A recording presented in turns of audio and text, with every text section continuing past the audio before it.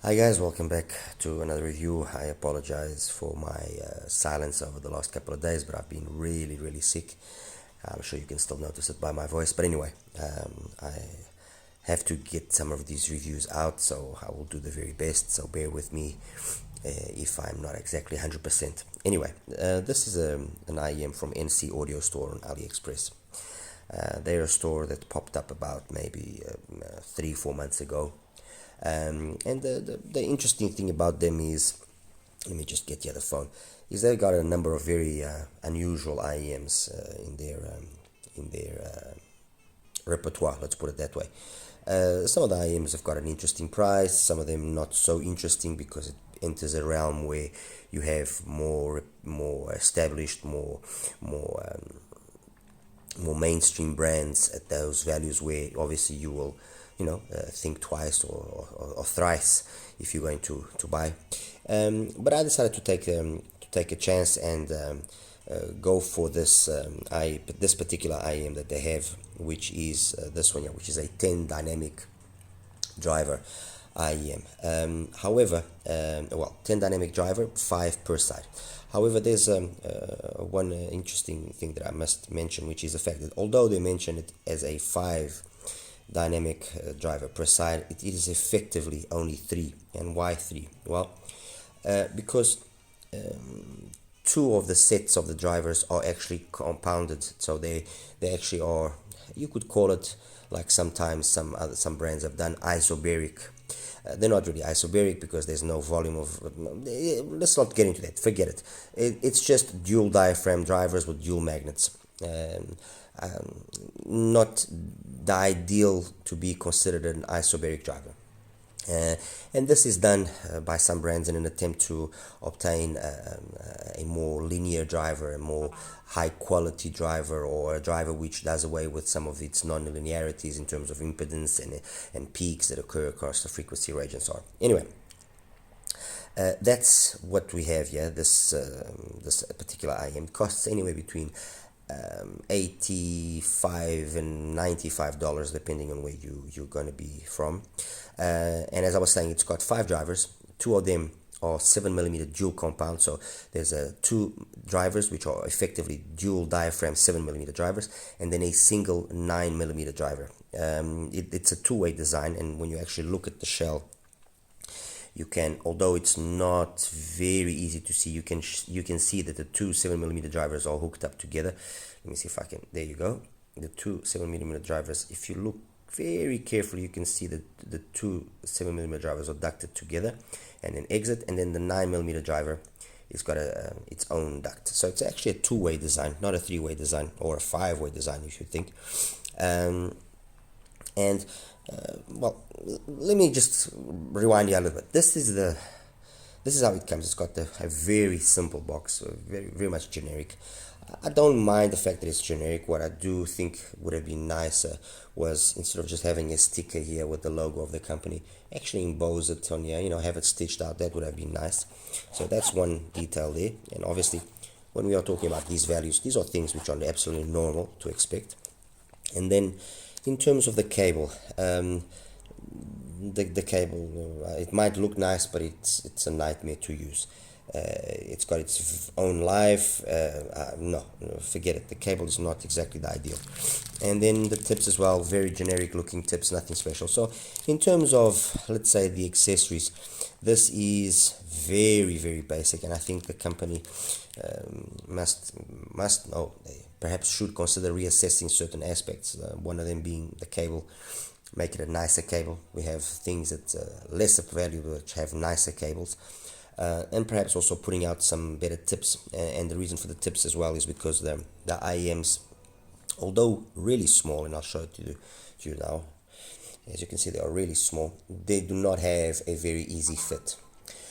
Instead of the exit of the actual cable being towards the top of the ear, in my particular case, for me to have a good proper fit, I have to put it with it facing slightly downwards. Okay, and it all has to do with the fact that how the angle is. Although you would think that it's got a good angle by looking at it in this position, which would be assumingly normal mounting position, or the normal position to actually put it in your ear.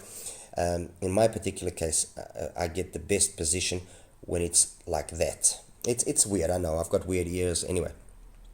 So I'm not going to say that this is going to be a problem for everybody in terms of the fit. No, I'm not going to say that. What I am going to say is that be aware that that can be an issue. So it will not have the normal standard fit of just being, like this. And I think it comes very much down to, and let me just show you what I mean. This is a more conventional looking shell, okay?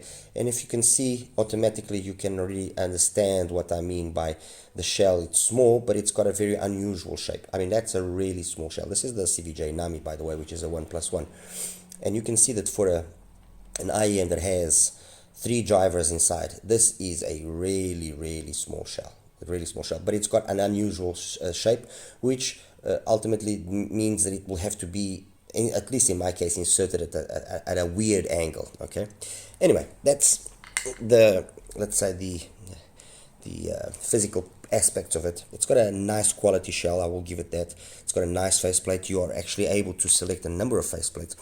If you give me a second, I'll actually show it to you so you guys can have a look. And some of the faceplates are very, very nice. I mean, you got some pretty good looking faceplates there.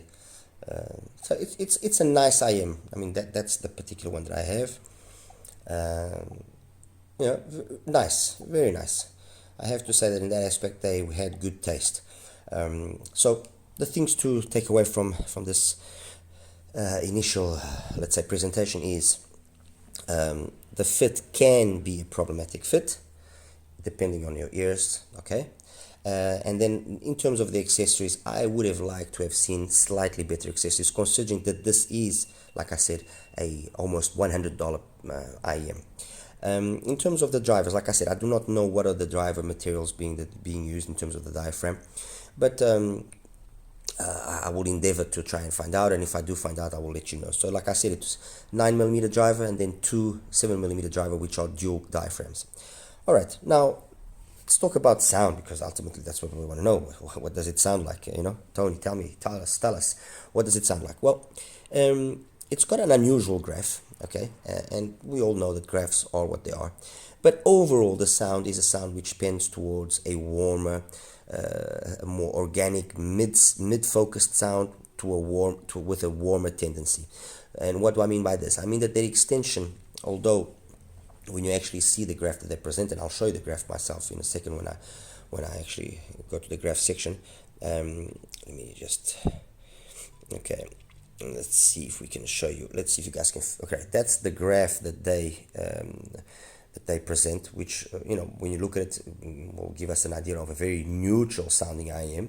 All right, there you go, and it's not exactly what I hear. It's not exactly what it graphs.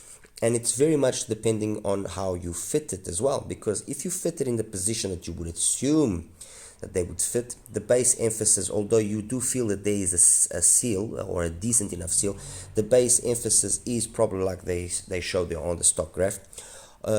When I do insert it in the way that it does fit me 100% properly, and I get not a decent seal, but a proper seal where it's not gonna, with any minor jiggle come out of the ear, then yes, the bass becomes more prominent. And when I show you my graph in a second, you'll understand. So there is an emphasis on the sub bass, but it's a nice emphasis.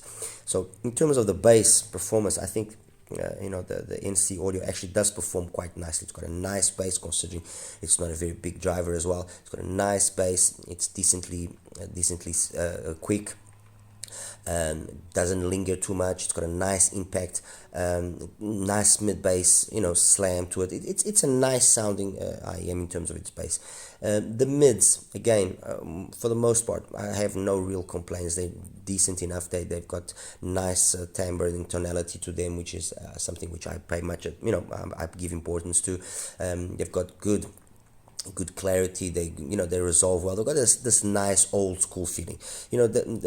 when I was listening to them, the kind of vibe I got from listening to the NC Audio, and I know some of you might not know, but in the olden days, a lot of the speakers were dual cone speakers, which we then saw implemented in car audio later on. But they were either dual cone speakers, or then it was a single speaker. And I'm talking about speaker setups which just had one single driver, and those single drivers obviously having to perform the full frequency range had limitations, and depending on how good the driver was, you would then be able to perform better in one specific part of the frequency range, or better across the whole range of the frequency. And I got very much that vibe of those old speakers. I used to own quite a lot of those old speakers. I was before being a crazy aficionado of earphones. My thing was car audio and home audio, and I used to own quite a number of those old speakers, and stuff like Norelco, stuff like a lot of stuff. I'm not going to get into names because most of you will probably not know, so it's pointless. And that's the kind of vibe of sound I get here. So I get a nice old school kind of sound that is not very extended in the highs, but what is there is enough, and will be very much a sound or an IEM that is going to be somewhat dependent on what genres you want to listen to. So if you are a person that likes, a prominent upper frequency, and you like details and twinklies and sparkles, this is not for you.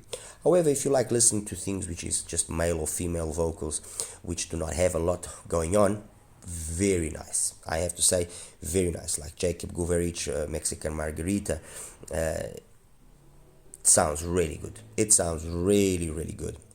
If I'm listening to, for example, let me see here, You from Cecil Norby, again, it's a relatively simple song. It's not complicated. It doesn't have a lot of instruments going on. It's just basically her voice and little else. Nice. It sounds good. It gives the expected, let's say, realism to that song. Another one here which is actually pretty good. Let me see here. Even things like even things like No Ordinary Love from Sade also sounded pretty good. So I would say that it's an IM that will suit those that like a more vocal, a more mid-centric type of sound, that like a sound which has got that more old school, lush, warmer feeling to it, as opposed to something which is going to be all full of twinklies and sparkles and so on. In terms of comparing it with other IEMs, it wasn't easy to actually find things which have got this type of configuration of 5 drivers. So the only one that really made sense was the RTR one, because it effectively is 3 drivers, which is what we have here. We might have 2 of them which are dual diaphragms, but it's effectively you got 3 drivers, much like the RTR one. And then there's similarities between the 2 of them in terms of the sound. There are songs where it was a little bit more entertaining here on the NC Audio. There was other songs which the R1 was better. I mean, the R1, as you guys recall, I did mention it was like a mini Penon serial, and if you guys like the Penon serial and you like the Penon style sound, then you will definitely like this. And to a certain extent, you can say that this also has that vibe of sound, that vibe of Penon, which is a sound which focuses on the mids with a nicely executed bass and just an adequate enough treble performance to complement everything nicely. So I'm not going to say, oh, this one is better, that one is worse, or vice versa. It was really the only IM that I could kind of in a more fair manner put it up against. And that's it, guys. I mean, it's a nice enough IM. I think that the company, should, not only with this particular model, but with the other models, maybe reassess certain aspects that to make it more competitive, to make it something that people will definitely want to gravitate or want to try out and want to experiment. Cables definitely is one thing that they must look into. Tips definitely they must look to, because not only the fit doesn't help, but it is very tip dependent. The difference between using the stock tips and using these tips was for the lack of a better word, I'm going to say monumental. The difference between KB07s and those stock tips is monumental. And then the other thing that I will say about the NC Audio is in terms of its synergy of how you match it up to. I would say perhaps a brighter sounding DAC or something would be the better option, just to help out with the upper mids and treble, having just a little bit of extra energy. I mean, it didn't bother me. I used it with the Yuki. I used it with the M1P. I used it with the Cayenne, the RU7. I tried a whole bunch of different dongles. And they all basically satisfied me. But if I have to look at this in a broader scope and more people being possibly interested in it, then something with a brighter sound, something like an ESS dongle, will probably be the better choice here for the NC Audio. And that's it, guys. I'll show you now quickly the graphs and we'll wrap it up. All right, you take care now. Hi guys, and welcome now to the graph section for the NC Audio. This is the graph that I got, which, as you can see, or if you recall from a few moments ago when I showed you the stock one, the difference here is mainly on the base. But although there's this massive bass prominence, as you can see, the bass basically by 200 hertz, just over 200 hertz, it's basically flat, so there isn't really any bleeding into the mids, which is gonna hinder the performance that much. And then yes, the rest is a little bit of a roller coaster, up and down and so on. But truthfully, when you hear it, it actually doesn't sound as bad as what it graphs. There are IMs that I've heard that actually graphed quite well, and then when you listen to them, they just sounded off. And this one, the only real criticism that you can point at it is that it's in terms of its extension, it's not as much as you would think. And if you actually look carefully, you'll understand why. I mean, the coupler related peak, I wasn't able to get it there exactly at 8K because the tip wasn't allowing it. But if you consider that this here is maybe not as what is being shown here by the graph, then there is already a slope, a downward slope in the performance, coupled to the fact that there's also this slight, it's about a 5 dB dip here as well in the transition from the mids into the upper mids. It does make the sound a little bit warmer, a little bit darker. But like I said during the review, it's not, it didn't offend me in any way, and I actually found it quite engaging. The only thing is, of course, it will limit excuse me, the versatility of the genres that it can play. It's not going to be that open, super detailed, full of twinklies and sparkly sound that some of you might like. So if you go before, if you're already aware of that, I think it's going to be a decent enough performing IM. Compared just briefly to the R1, this is the graph of the R1. Let me just try and see. The difficulty of actually finding a commonality in terms of the graphs for the R1 and for the NC Audio is the fact that how can I explain this here? Let me just take this away. If I do the normalizing at the usual 1K, you do notice, you notice this huge difference across the board, and it's not like that. If I normalize it at 500K, it doesn't get much better, but it improves slightly. In terms of how it actually comes across when I listen to it, I would say, to one and the other, I would say that this is a more realistic representation graphically. So a normalization is about 300 hertz from the transition from the bass, basically from the bass into the lower mids, where yes, you notice that the RT's got a little bit more bass, but it's not there really that you notice the difference. Why? Because then this upper mids and treble on the RT are more prominent, they are a little bit more energetic, a little bit more linear, and so it kind of cancels out that energy that you have there, while the NC Audio is a more subdued, more relaxed. But ultimately they do get, they have vibes of each other. Okay, they do have, however, I think hard it might be to believe that they actually do have vibes of each other. What I will say, and like I mentioned earlier, is that yes, the NC Audio needs, for it to be perhaps more agreeable, needs a brighter sounding source. And that's it, guys. Hope I will be able to bring a few more IEMs from them in future reviews. Maybe something a little bit more upscale of this.